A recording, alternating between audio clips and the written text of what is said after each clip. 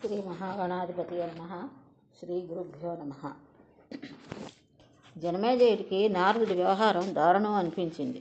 వ్యాస మహర్షిని అడిగాడు, మహర్షి, ఆ పసిగుడ్డు ఏం పాపం చేశాడని కంసుడు ఎందుకు చంపినట్టు? నారదుడు మహర్షి కదా, మహాజ్ఞాని కదా, ధర్మతత్పరుడు అంటారే, అందరూ బ్రహ్మవేత్త అయ్యుండి ఇంతటి మహాపాపం చేస్తాడా? కర్త కార్యత ఇద్దరూ పాపపుణ్యాలకు సంబంధులే కదా.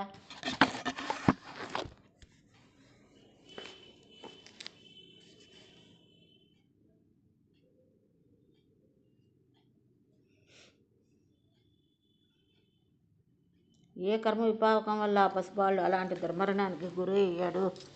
ఇంతటి నీచానికి ఎలా ప్రేరేపించాడు? ఇవన్నీ సందేహాలే. పితామహ, నువ్వే తీర్చాలి. జనమేజయ, నారదుడు కలహప్రియుడు, ఆయనకు అన్నీ సరదాలే. కౌతుక ప్రేక్షకుడు. దేవకార్యం చక్కబెట్టడానికి వచ్చి అలా చేయించాడు. అతడిది మిథ్యాశీలం కాదు, అసత్య భాషండు కాడు. దేవకార్యం నిర్వర్తించడమే అతడికి ఎల్లవేళలా కర్తవ్యం. ఆ విషయంలో అంతఃశుచి బహిశుచి ఉన్నవాడే. నారదుడి ప్రేరణతో కంసుడు పుట్టిన వాళ్ళని పుట్టినట్టుగా 6 బాలకులను సంహరించాడు. వీళ్ళంతా శాపయోగం వల్ల గర్భవాస దుఃఖం అనుభవించి దేవకీసుతులుగా జన్మించి కంసుడి చేతిలో మరణించి ముక్తి పొందారు. ఆ శాపం ఏమిటో ఎలా దాపరించిందో చెప్తాను విను, నీ ఆందోళన చల్లారుతుంది. స్వయంభూ మన్వంతరంలో ఊర్ణాదేవి మరీచులకు 6 పుత్రులు జన్మించారు. అందరూ మహాబలశాలులు, ధర్మతత్పరులు. బ్రహ్మదేవుడు కూతురు పట్ల కాముకుడు అవ్వడానికి గమనించి వీరు పరిహసించారు. దాని కలిగి బ్రహ్మదేవుడు రాక్షసులుగా జన్మించండి వీరిని శపించాడు. అనంతరం కొంతకాలానికి వీరు 6 కాలనీ మీకు సుతులై జన్మించారు. అటుపైన హిరణ్యకశిపుడికి పుత్రుడయ్యారు. రాక్షస వంశంలో పుట్టిన సహజ జ్ఞానులు కనుక శాంతచిత్తులై తపస్సు చేశారు. దానికి బ్రహ్మదేవుడు సంతోషించాడు. బాలకులారా, పూర్వం ఒకప్పుడు క్రోధంతో మిమ్మల్ని శపించాను, కానీ ఇప్పుడు మీ తపస్సుకు సంతోషించాను. ఏదైనా వరం కోరుకోండి, ఇస్తానన్నాడు. బ్రహ్మదేవ, అయితే మాకు మా దేవ మానవ గంధర్వోగర సిద్ధులెవరి వల్ల మరణం లేకుండా అనుగ్రహించు అని వాళ్ళు వేరుకున్నారు. చతుర్ముఖుడు అంగీకరించాడు, అదృశ్యమయ్యాడు. హిరణ్యకశిపుడికి ఈ వార్త తెలిసింది. అతి క్రుద్ధుడయ్యాడు. నన్ను వదిలి మీరు వరాలు పొంది కులుకుతారా అని మండిపడ్డాడు. నన్ను మీరు వదిలేశారు కాబట్టి నేను మిమ్మల్ని వదిలేస్తున్నాను. పోండి, పాతాళానికి పోండి, అక్కడే నిద్రావస్థలై పడి ఉండండి. ఎప్పటికో దేవకీ గర్భం ఏటేటా ఒక్కొక్కరుగా జన్మించండి. కిందటి జన్మలో మీ తండ్రి కాలనేమి, అప్పుడు కంసుడుగా ప్రభవిస్తాడు. అతడి చేతిలో మీరు శిశువులుగా మరణిస్తారు. ఇది నా శాపం. మీరు పొందిన వరాన్ని వృధా చేసే శాపం పొందండి. పాతాళానికి పోయి నిద్రపోండి అన్నాడు హిరణ్యకశిపుడు. జనమేజయ, అలా శాపులై జన్మించిన షడ్వర్గులను కంసుడు వధించి శాప విముక్తి కలిగించాడు. దేవకీదేవికి సప్తమ గర్భంగా ఆదిశేషుడు అంశం ప్రవేశించింది. 5వ నెల నిండగానే యోగమాయ తన యోగశక్తితో గర్భాన్ని సంరక్షించి తీసి రోహిణీదేవి గర్భంలో ప్రవేశపెట్టింది. దేవకీదేవికి గర్భస్రావం అయ్యిందని వార్త నగరమంతటా వ్యాపించింది. కంసుడు నిర్ధారించుకుని సంతోషపడ్డాడు. భూభారాన్ని తొలగించడమే దేవకార్యం కోసం శ్రీమన్నారాయణుడు దేవకీదేవి అష్టమ గర్భంలో ప్రవేశించాడు. గర్భవాస క్లేశాన్ని అనుభవిస్తున్నాడు. తాత, అన్నాడు జనమేజయుడు. ఏమిటి మనవడా సందేహం అని అడిగాడు వ్యాసుడు. వ్యాసర్షి, కశ్యపాంశ వచ్చి వసుదేవుడు అన్నావు కదా, శేషాంశ వచ్చి గర్భ వినయంలో బలరాముడయ్యాడు అన్నావు. విష్ణుమూర్తి అంశ అష్టమ గర్భంలో శ్రీకృష్ణుడిగా ఉన్నాడు, బాగానే ఉంది. కానీ మిగతా దేవతలను కూడా తమ తమ అంశాలతో యదువంశంలో ప్రభవించమని ఆదిలోనే వ్యూహరచన చేసి శ్రీహరి ఆజ్ఞాపించాడు కదా. ఏ దేవతలు ఏ యాదవులుగా జన్మించారో, ఏ రాక్షసులు ఏ రాజులుగా జన్మించారో తెలియజెప్పవా?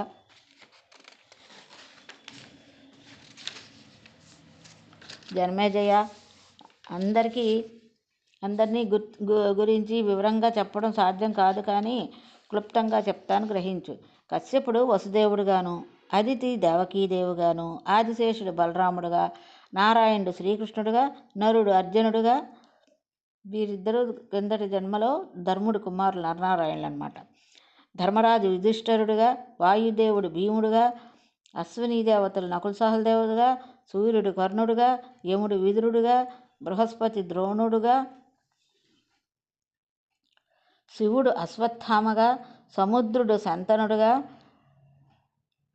గంధర్వపతి దేవకుడుగా అంటే దేవకీదేవి తండ్రిగా అనమాట, వసువు భీష్ముడుగా, మరుత్తు విరాటుడుగా, అరిష్టసుతుడైన హంసుడు ధృతరాష్ట్రుడుగా, మరుద్గణంలోనే మరొక ఇద్దరు కృపాచార్య కృతవర్మలుగా, కలిపురుషుడు దుర్యోధనుడుగా, ద్వాపరుడు శకునిగా, బుధుడు సువర్చనుడుగా, చంద్రుడు రురువుగా, పావకుడు అగ్నిగా అంటే దుష్టజమునుడుగా, నిరుతి శిఖండిగా, సనత్కుమారుడు ప్రద్యుమ్నుడుగా, వరుణుడు ద్రౌపదుడుగా, లక్ష్మీదేవి ద్రౌపదిగా, విశ్వదేవతలు ద్రౌపదేయులుగా, సిద్ధి కుంతిగా, ధృతి మాద్రిగా, మతి గాంధారిగా, అప్సరసులు కృష్ణపత్నులుగా, ఇంద్రశత్రువులైన రాక్షసులు రాజులుగా, హిరణ్యకశిపుడు శిశుపాలుడుగా, విప్రజిత్తు జరాసంధుడుగా, ప్రహ్లాదుడు శల్యుడుగా, కాలనేమి కంసుడుగా, హయగ్రీవ రాక్షసుడు కేసిగా,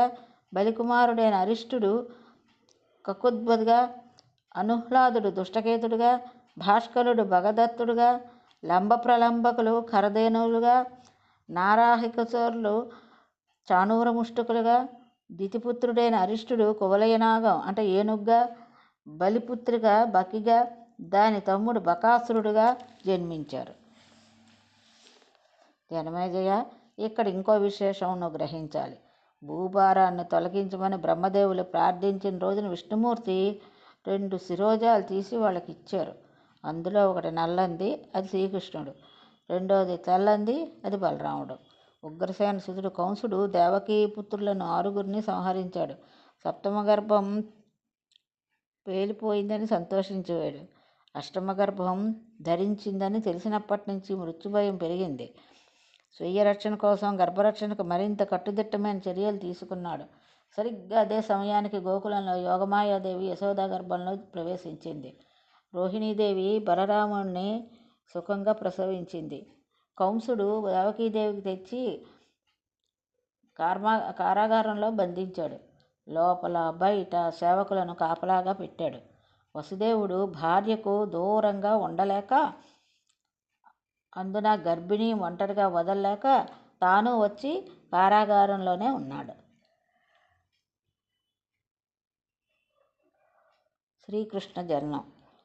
దేవతా సంస్థుతులు నిరంతరం వింటూ దేవకీ గర్భస్థ శిశువు దినదిన ప్రవర్ధమానం అయ్యాడు. 10 నెలలు నిండాయి. అది నీలమేఘాల శ్రావణమాసం, ఇంద్రనీలాల కృష్ణపక్షం, శితికంఠ దేవతాకమైన అష్టమి తిథి, బ్రహ్మాది దేవతాకమైన రోహిణీ నక్షత్రం. సాయంకాలం నీడలు మెల్లమెల్లగా కమ్ముకుంటున్నాయి. కంసుడు హడావిడిగా కారాగారానికి వచ్చాడు. ఖడ్గదారులైన కావలి వారిని హెచ్చరించాడు. జాగరూకులై ఉండండి, ఈ పుట్టబోయేవాడు నా పాలిట మృత్యువు. రాక్షసులారా, వాడిని చంపి సుఖంగా నిద్రపోతాను. చంపేవాడు మీరంతా ఆయుధాలు ఎక్కుపెట్టి సన్నద్ధంగా ఉండండి అని హెచ్చరికలు చేసి అంతే హడావిడిగా తన మందిరానికి వెళ్ళిపోయాడు. మనిషి బాగా కృషించాడు. మృత్యుభయం కుంగదీసింది. 10 నెలలు పైగా మనసుకు సుఖం లేదు, కంటికి కునుకు లేదు. కమ్ముకుంటున్న నీడలు క్రమంగా చిక్కనవుతున్నాయి, చీకట్లుగా మారుతున్నాయి. దేవకీదేవి కంఠధ్వని నీరసించింది. మెల్లగా భర్తతో పలికింది, ప్రాణవల్లభ, ఏం చేయమంటావు? ఇది ప్రసవ వేళ. మరి కాసేపట్లో ప్రసవం జరుగుతుంది. ఎటు చూసినా ఆయుధ పాణులే, రక్షక భటులే కనిపిస్తున్నారు. ఏం చెయ్యాలో తోచటం లేదు. నాదా, మన వివాహమై కొత్తల్లో గోకులంలో నందుడి ఇల్లాలు యశోద నేను ఒక ఒప్పందం చేసుకున్నాను. అష్టమగర్భంగా నాకు జన్మించిన బిడ్డ యశోదమ్మ ఇంటికి చేర్చాలి. యశోదమ్మ తన బిడ్డను కంసుడు నమ్మిక కోసం మనకి ఇస్తుంది. ఇది మా ఒప్పందం. ఈ విషమ పరిస్థితిలో ఏం చేయమంటావో సలహా చెప్పవు. మన బిడ్డను అక్కడే, వారి బిడ్డను ఇక్కడికి ఎలా మారుస్తావో ఆలోచించు. ఈ పని నువ్వే చెయ్యాలి. నాదా, ప్రసవం సమీపించింది. కొంచెం అసింటా వెళ్ళవు. చచ్చేంత సిగ్గుగా ఉంది. అటు చూడకు, అటు తిరిగి నిలబడు. ఇంతకన్నా ఏం చెప్పడానికి ఏ అవకాశమూ లేకపోయే. ఆ నిశీది వేళ దేవకీదేవి మగబిడ్డను ప్రసవించింది. బిడ్డను చూసి ఆశ్చర్యరాలై ఆనందంతో తనువంతా పులకించింది. భర్తను దగ్గరికి రమ్మని పిలిపించింది. కంసుడు వచ్చి సంహరించకముందే కన్నకొడుకు ముఖాన కళ్ళారా చూసి ఆనందించమంది. వసుదేవుడు ఆ పురిటికందును పొత్తిళ్లలో తీసుకున్నాడు. దగ్గరగా ముఖం చూశాడు. ఆ అందానికి ఆశ్చర్యపోయాడు. ఏం చేయడం? నా వల్ల ఈ బిడ్డకు కష్టాలు రాకూడదు. వసుదేవుడు తీవ్రంగా ఆలోచిస్తున్నాడు. అంతలో అశరీరవాణి వినిపించింది. వసుదేవ, ఈ బిడ్డను తీసుకుని గోకులానికి చేర్చు. వెంటనే బయలుదేరు. రక్షక భటులు అందరూ నీ నిద్రావసులు చేస్తాను. కారాగారం 8 ద్వారాలు తెరుచుకుంటాయి. నీ సంఖ్యలు తెగిపోతాయి. బయలుదేరు. ఈ మగబిడ్డను నందగృహంలో యశోదకు అప్పగించి అక్కడి యోగమాయను తీసుకొచ్చి ఇక్కడికి తీసుకురా. కారాగారం తలుపులు తెరుచుకోవడం, తన సంఖ్యలు తెగిపోవడం గమనించాడు వసుదేవుడు. బిడ్డను గుండెకు హత్తుకుని బయలుదేరాడు. యమునా నది చేరుకున్నాడు. ఎలా దాటడం అనుకున్నాడు. దిగాడు. మొలలోతు దాటలేదు. యోగమాయ ప్రభావం అనుకున్నాడు. ఈ నిశీదిలో, ఈ నిర్జన మార్గంలో గోకులం చేరుకున్నాడు. నందుడి ఇంటి ముందు నిలబడ్డాడు. పాడి పంటలు సముద్రితో కళకళలాడుతూ గృహశోభను చూస్తూ ముఖద్వారం దగ్గర నిలబడ్డాడు. కారాగారంలో దేవకీదేవి మగబిడ్డను ప్రసవించిన సమయానికే ఇక్కడ యశోదేవి ఆడపిల్లను ప్రసవించింది. త్రిగుణ స్వరూపమైన యోగమాయ జన్మించింది. సైరంధ్రి రూపధారిణైన ఆదిపరాశక్తి ఆ ఆడపిల్లను తెచ్చి వసుదేవుడికి అందించింది. వసుదేవుడు చేతుల నుంచి మగబిడ్డను తీసుకుని లోపలికి వెళ్ళి యశోదం పక్కలో పరుండబెట్టింది. వసుదేవుడు త్వరగా కారాగారం చేరుకున్నాడు. అలికిడి కాకుండా పిల్లను దేవకీదేవి పక్కలో పడుకోబెట్టాడు. క్షణంలో నిశ్చిష్టుడై, భయాతురుడై ఏం జరిగిందో తెలియని అవస్థలో నిలబడ్డాడు.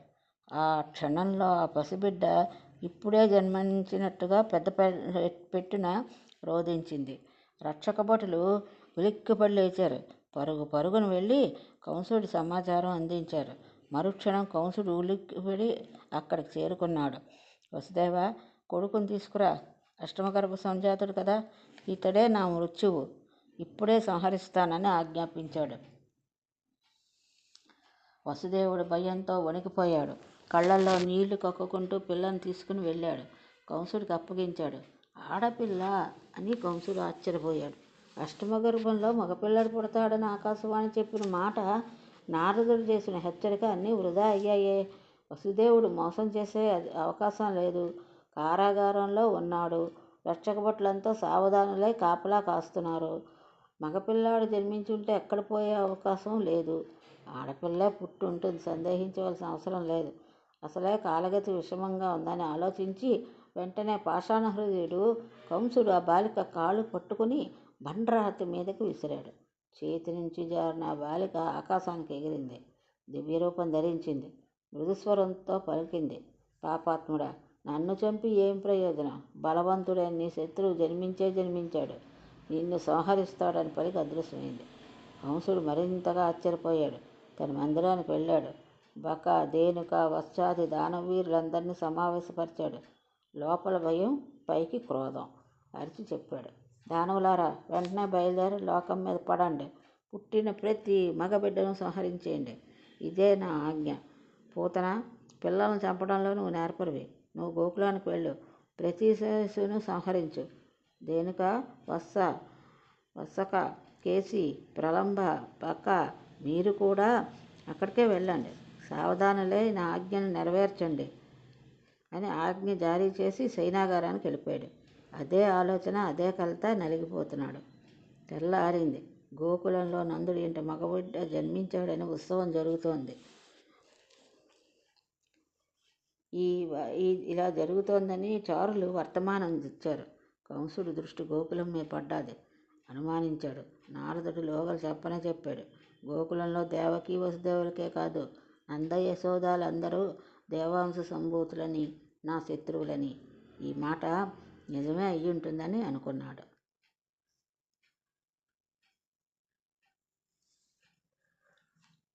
రోజులు గడుస్తున్నాయి. శ్రీకృష్ణుడు పూతనను సంహరించాడు. బక, ధేనుక, వత్సక, ప్రలంబులను కూడా సంహరించాడు. గోవర్ధన పర్వతాన్ని ధరించిన వార్త కంసుడికి చేరింది. తనకు చావు మూడిందని అనుకున్నాడు కంసుడు. శ్రీకృష్ణుడు మహాబలశాలి అయిన కేసిని మట్టుపెట్టాడనే దుర్వార్త తెలవడంతో కంసుడు కంగారు పడ్డాడు. ధనుర్యాగం వంకతో బలరామకృష్ణులను ఆహ్వానించి అంతమొద్దిద్దాం అనుకున్నాడు. అక్రూరుడితో ఆహ్వానం పంపించాడు. రథారూఢుడై బలరామకృష్ణులు కంసుడి సన్నిధికి వచ్చారు. ధనస్సును విరిచారు. రాజకమనే ఏనుగును సంహరించారు. చాణూరు ముష్టికులను మర్దించారు. తోసలను మట్టి కరిపించారు. చివరికి కంసుడిని జుట్టుపట్టి ఈడ్చి శ్రీకృష్ణుడు సంహరించాడు. దేవకి వసుదేవుల చెర వినిపించాడు. ఉగ్రసేనుడికి రాజ్యం అప్పగించాడు. వసుదేవుడు బలరామకృష్ణులకు ఉపనయనం జరిపించి సాందీపుని ఆశ్రమానికి విద్యాభ్యాసం కోసం పంపించాడు. అక్కడ వాళ్ళిద్దరూ సకల విద్యలు అభ్యసించి మధురకు తిరిగి వచ్చారు. అప్పటికి 12 ఏళ్ల వయసు కృష్ణుడికి. మగధాధీశుడైన జరాసంధుడు కంసుడికి మామగారు. సేనా సమేతుడై మధురపైకి దండెత్తాడు. మొత్తం 17 సార్లు దండెత్తాడు. విజయం సాధించలేకపోయాడు. చివరికి కాలయవనుడికి ప్రేరేపించి అఖండ సైన్యంతో దండయాత్రకు పంపించాడు. యవనుడు తరలి వస్తున్న వార్త తెలిసి శ్రీకృష్ణుడు యదువీరులతో సమావేశం జరిపాడు. మన మధుర పట్టడానికి ఎప్పుడు శత్రుభయం వెన్నంటి ఉంటుంది. ఇప్పుడు యవనుడు దండెత్తొస్తున్నాడు. ఏం చేద్దామో చెప్పండి. ప్రాణాలు కాపాడుకోవడం ఆవశ్యకరం కదా. ముఖ్యంగా సుఖంగా ఉండాలంటే పర్వతం దగ్గర సముద్రం ఒడ్డున నివసించాలన్నారు. శత్రుభయం ఉండని చోట వెతుక్కోమన్నారు పండితులు. అందుకనే విష్ణుమూర్తి సముద్రంలో మకాం పెట్టాడు. శేషయ్య మీద హాయిగా నిద్రిస్తాడు అన్నాడు. శివుడేమో కైలాసం మీద నివరిస్తున్నాడు. అందుచేత మనం కూడా అటువంటి చోటు ఏదైనా చూసుకుందాం. శత్రుతాపితమైన ఈ మధురను వదిలేద్దాం. ద్వారావతికి తరలిపోదాం. అది చాలా అందంగా ఉంటుంది.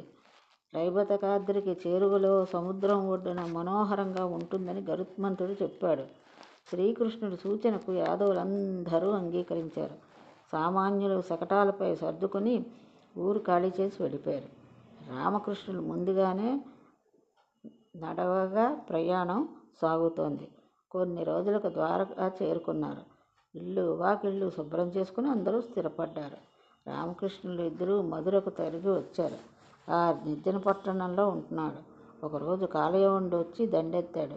శ్రీకృష్ణుడు పాదాచార్య పురద్వారం దాటి ఎదురు వెళ్ళాడు. యవనుడిని చూసి బిగ్గరగా నవ్వి ముందు సాగిపోయాడు. యవనుడు పాదాచార్య వెంట పడ్డాడు. మధుసూదనుడు నాళకతో వేగం పెంచాడు. మహాబలశాలి రాజర్షి అయిన ముచుకుందుడు నిద్రపోతున్న చోటుకి చేరుకున్నాడు. యవనుడు వెంట రావడాన్ని గమనించి చటుక్కున తానక్కడ అదృశ్యమయ్యాడు. వాడు వచ్చి ముచుకుందుడినే మధుసూదనుడు అనుకుని కాలితో బలంగా తన్నాడు. రాజర్షికి మెలకువ వచ్చింది. క్రోధ తామ్రాక్షుడై యవనుడిని క్షణంలో భస్మం చేసేశాడు. అప్పుడు కృష్ణుడు ప్రత్యక్షమయ్యాడు. ముచుకుందుడు నమస్కరించి అరణ్యాల్లోకి వెళ్ళిపోయాడు. శ్రీకృష్ణుడు బలరాముణ్ణి కలుపుకొని ద్వారకకు చేరుకున్నాడు. ఉగ్రసేనుడు తమ రాజుగా యాదవులంతా సుఖంగా కాలం గడుపుతున్నారు. శ్రీకృష్ణుడు శిశుపాలుడి ద్వారి నుంచి తప్పించి రుక్మిణీదేవిని అపహరించి తెచ్చి రాక్షస వివాహం చేసుకున్నాడు. అటుపైన క్రమక్రమంగా జాంబవతి, సత్యభామ, మిత్రవింద, కాళింది, లక్షణ, భద్ర, నాగ్నజితి అనే కన్యలను పరిణయమాడాడు. అష్టమహిషులతో ఆనందం అనుభవించాడు. రుక్మిణీదేవికి ప్రద్యుమ్నుడు అత్యంత సుందరాకారుడు జన్మించాడు. జాతకర్మాదులయ్యాయి. ఒకనాడు శంబరాసురుడు మాయారూపంలో వచ్చి పురుటింటి నుంచి బాలప్రద్యుమ్నుడిని అపహరించి తీసుకుపోయాడు. తన పట్టణానికి ఎత్తుకుపోయి మాయావతికి సమర్పించాడు.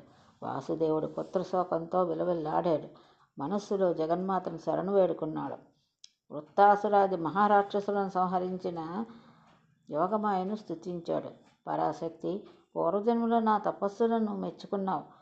నారాయణుడిగా బదరికాసురంలో 1000 సంవత్సరాలు తపస్సు చేసి నీ అనుగ్రహం పొందాం. మర్చిపోయావా తల్లి? ఇవాళ పురుటి నుంచి అవలో నా బిడ్డను అపహరించుకు తీసుకుపోయారు. దుర్బుద్ధితో తీసుకుపోయారో, వేళాకోళానికి తీసుకుపోయారో, నా అహంకారం మీద మాత్రం దెబ్బ వేశారు. అమ్మా, నీ భక్తుడికి ఇలా అవమానం జరిగితే నీకు అప్రతిష్ట కాదా? ఈ ద్వారకాపట్టణం ఒక మహాదుర్గం. కట్టుదిట్టమైన కాపలా ఉంది. ఇందులో నేనుంటున్న ఇల్లు మధ్య భాగంలో ఉంది. ఆ ఇంటిలో అంతఃపురం మరింత లోపలగా ఉంది. అందులో పురిటి గది ఇంకా దుష్ప్రవేశం. అయినా ఎవడో ఎలాగో వచ్చి బాలుని ఎత్తుకుపోయాడు. ఎంత దురదృష్టం! నేను నగరంలోనే ఉన్నాను, ఎక్కడికి వెళ్ళలేదు. యదువీరులు కాపలాగానే కాస్తున్నారు. అయినా అపహరణం జరిగింది. ఈ మాయను ఛేదించగలిగిన శక్తి నీకు మాత్రమే ఉంది. అమ్మా, నీ చరిత్రం దురావహం, అతి నిగూఢం. అన్నీ తెలుసుకుంటున్నానని నాకే తెలీదు. ఇక సాధారణ దేహదారుల సంగతి చెప్పాలా? తల్లి, నా బిడ్డ ఏమైపోయాడు? ఎక్కడికి వెళ్ళిపోయాడు? ఇదంతా నువ్వు కల్పించిన మాయతెర. దయచేసి తెర తొలగించు. నీ లీలలు విచిత్రంగా ఉన్నాయి. దేవకీ గర్భం నుంచి బలరాముని హరించి రోహిణీ గర్భంలో ప్రవేశించావు. తల్లి ఒడి నుంచి నన్ను అపహరించి యశోద ఒత్తిళ్లలో పడుకోబెట్టావు. జగన్మాత, నీ మాయాశక్తి అపారం. త్రిగుణాత్మకంగా జగత్తును సృష్టిస్తున్నావు, పాలిస్తున్నావు, ఉపసంహరిస్తున్నావు. ఇది నీకొక నిత్యక్రీడ. సంసారులకు పుత్రోత్సవాన్ని కల్పిస్తున్నావు, పుత్ర విరహాన్ని రుచి చూపిస్తున్నావు. మా సుఖదుఖాలతో నువ్వు క్రీడిస్తున్నావు, వినోదిస్తున్నావు. ఇంతే కాకపోతే నాకు ఈ పుత్ర విరహం ఏమిటి? ఇది ఈరోజు భాగవతం ఇంతటితో స్వస్తి.